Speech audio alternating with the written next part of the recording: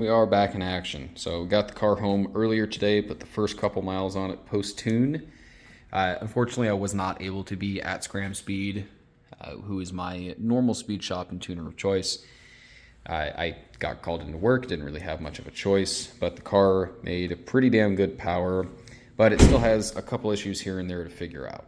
Before we get into what happened with the car on the dyno and some of the issues that we ran into, I'm going to give everybody a general refresher and or an introduction to what this car has in it. So this is a Dart Block 427. The long block was assembled and machined by Thompson Motorsports down in Nevada, Texas. It's got Mass 245 heads in it, 4125 bore Wiseco. It's a 10.1-to-1 compression motor that we run on E85, at least for the time being. It's got a 4-inch K1 forged crank and a forged K1 rod in it.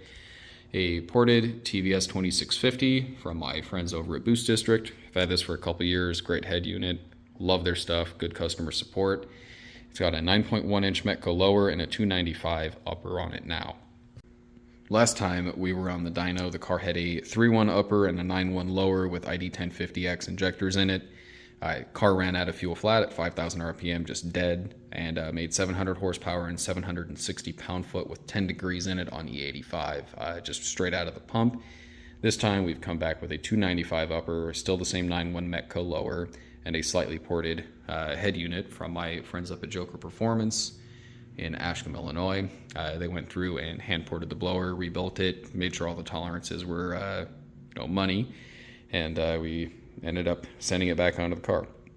So this time it made 16 pounds, which was kind of what I was anticipating. I was guessing somewhere in the 16 to 17 pound range, but we had some problems on the dyno. I think this belt is too long, or I may have a weak tensioner, even though that's only had 2 seasons on it. And I think we are just suffering boost loss above 6,000 RPM due to that. But based on our fuel consumption or fuel usage calculations and in coordination with timing and the last somewhat accurate data we got on the dyno, the car is making about 850 wheel horsepower right now on 16 pounds at about 63 or 6,500 RPM. And that was even while it was losing boost. It would dip down to 12.5, 13 pounds at higher RPM. Again, I think it's just due to natural belt stretch from RPM.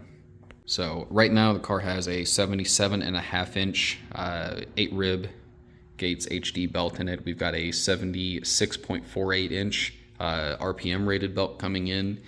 We will be putting that on Wednesday when it shows up, Tuesday or Wednesday, and Wednesday afternoon we will be back on the dyno.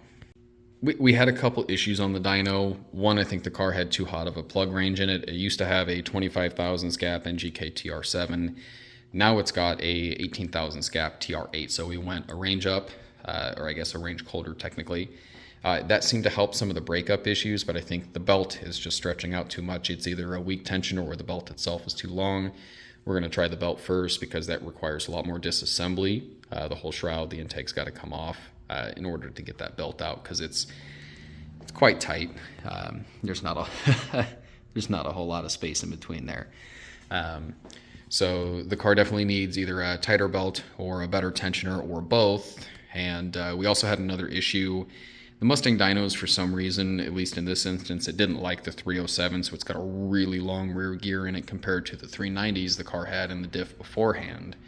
And I hated those gears. They were way too much gear for this kind of a setup in a stick street car, even with a 266 gear set mag F. So first through third gear was basically unusable, even though they're much longer than a standard 297 gear set T56. But the simulated inertia and the actual calculated weight of the vehicle on the Mustang dyno, from what I understand, you're going to have to bear with me. I'm not an expert on dynos by any means. I'm just here to do street car shit. But the RPM and the actual mile an hour it had was throwing off the actual horsepower calculation. So according to the dyno, the car showed for some reason it weighed like 5,900 pounds based on the required inertia simulation for it. If I'm recalling what I was told correctly by the guys over at Scram while it was on the dyno. And it showed that the car is making 600 wheel horsepower, which is short of something being very wrong, impossible. The car definitely feels a lot faster, at least out on the street. And again, our fuel usage calculation shows the car is making somewhere in the neighborhood of 850 plus horsepower. So I think once we get this belt slip issue figured out, either a belt or a tensioner, and we hold 16 pounds and it doesn't lay over due to slippage or whatever is going on with that, once we get that dialed in and figured out, I think the car is realistically going to make around 950 wheel horsepower, which is definitely plenty to get yourself a nice felony. I think I'm most likely going to leave it alone after that, maybe go down to a 285 pulley and make one glory pass to make 4 digits just to say that I did that. But I guess I'm not really into this for a number. I could really care less what the car makes as long as it scares me. But we also do have the SAP side skirts finally installed. So these are now PPF'd, ceramic coated, freshly painted OEM SAP side skirts. I absolutely love the way that it fills out the side profile of the car since they're a little bit taller. It's a flatter face on the back of it. Gives it a little bit more definition when you're looking at it going down. So if you walk up to the car, I think it has a lot more definition with the way that the factory SAP stuff flares out slightly towards the back. This is something I've wanted to do for years, and I just absolutely love the way that these look. So again, a big thank you to the guys over at Scram Speed for 1, taking care of the car, and 2, getting it tuned, and 3, the guys who painted it, at least the side skirts, and then did the PPF on them. I did the coating after the cure time was up for the PPF, at least what I was asked to do. We're going to wait to put the new front bumper that I've got on, along with the fresh badges and side markers, or turn signals for the bumper. We're going to wait until the car comes back from the dyno this upcoming Wednesday. But hopefully Wednesday we'll maybe have the dyno recalibrated to where it needs to be. They've seen other issues with cars with a really long gear, in particular a Procharged Black C6 Corvette that made 12 or 1100 wheel horsepower. That mostly is used for cruising around and then going to half-mile events when they run them at the old airbase up here where my shop is in Rantoul, Illinois. They had a car that would trap 180 miles an hour as a street car with air conditioning and power steering and everything else in a full interior. They said that that car was making 700 wheel horsepower on the dyno. But again, the fuel flow calculations, doing a little bit of math based off that consumption, was showing that the car was most likely making closer towards 11 or 1200.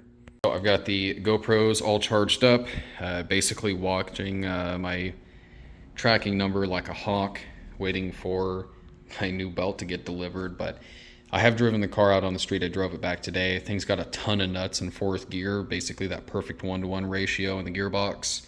The longer gears along with the fresh Mickeys helped a lot, so the car will actually hook in 4th gear, and it'll actually hook in 2nd gear. I did a 3,000 to 6,000 RPM pull earlier in 2nd gear, and just the brutal torque curve that thing makes completely offsets how long that gear is, and it's just much more enjoyable on the street. Hopefully, here in just a couple days, I'll have some dyno videos edited up. We'll have hopefully some accurate numbers, some good information, and make sure the car's got a good tuning bill of health to basically ship it out for the rest of the season. Again, I don't really think I'm going to do a whole lot more to this thing picking up power-wise, unless maybe I get talked into putting a 3100 head unit when those come on. But I'm more than happy with how the car is now, as long as I'm able to basically wrap out that tack now that it works.